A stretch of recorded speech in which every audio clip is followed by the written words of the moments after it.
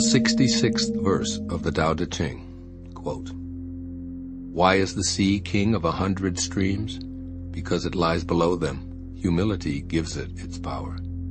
Therefore, those desiring a position above others must speak humbly.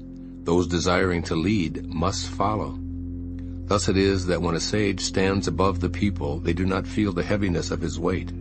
And when he stands in front of the people, they do not feel hurt. The sage stays low, so the world never tires of exalting him. He remains a servant, so the world never tires of making him its king." Unquote. Living by emulating the sea. Unlike the perception of God as an old white man who created a universe where your behavior may cause you to be sentenced to damnation for eternity, the Tao is perceived as a natural energy. The source of life isn't seen as a deity monitoring earthlings like a king or a dictator, since it doesn't dole out punishments or withhold rewards. Lao Tzu taught that the Tao only asks you to live in harmony with nature. For Lao Tzu, nature's great symbol is water, and he refers to it many, many times in the 81 passages of the Tao Te Ching. When you emulate that element, you'll begin to see that judgment and exclusion have no place in the Tao. Be like the sea, advises Lao Tzu, and the world will never tire of exalting you. The essential message presented in this verse and in many others of the Tao Te Ching is that the ocean is king of all because it knows how to stay low. All streams must ultimately flow to the sea, and in the process, it becomes a servant to all. The teachings here are clear. Be humble, never put yourself above others, or see yourself as superior to anyone. The highest power is a yielding valley. Become a servant, not a dominator. When even the tiniest waterways are left alone, they uniquely carve out a path that leads them to the sea. And the great ocean never lords its greatness and power over the rivers and streams. It doesn't rise above them and demand devotion, nor does it threaten them with punishment or extinction if they refuse to cooperate. The sea knows instinctively that the streams and rivers will naturally gravitate toward that which stays low.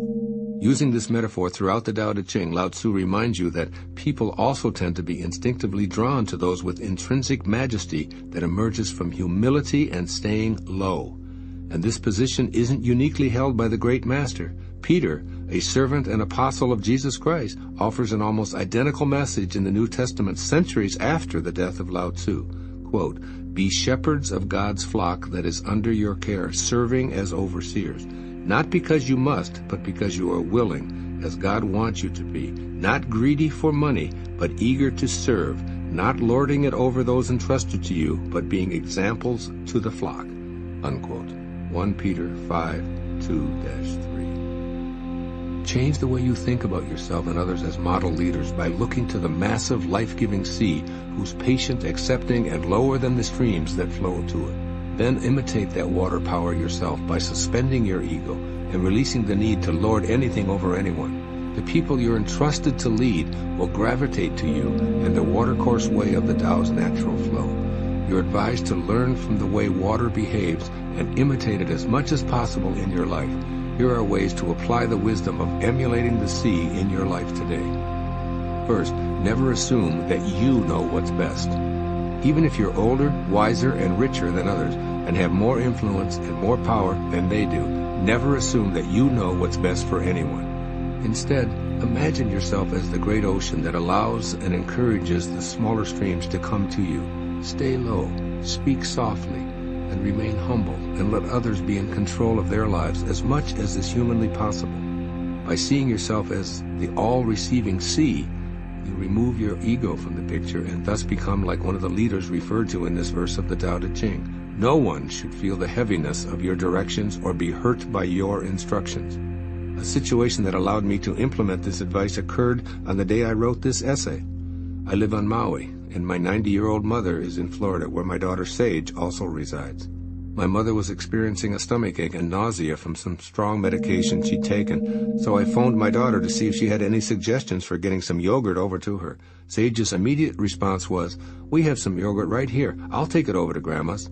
Rather than giving her an order and instructing her to tend to her grandmother, I allowed my daughter to be of service while I stayed in the lowest possible place. And secondly, remain a servant. See yourself as someone who's on this planet to assist others. Look for opportunities to be of aid, particularly to those who need your leadership. Remember that the Great Sea serves everyone by being a life-supporting receiver of all who wish to partake of her bounty. So practice emulating her by expressing the Tao. Do the Tao now.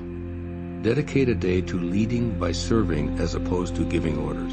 Find occasions to stifle your learned habit of interfering and telling others what to do, and allow them to flow to you instead. Commit to this principle further by encouraging someone to make the decision rather than following your orders.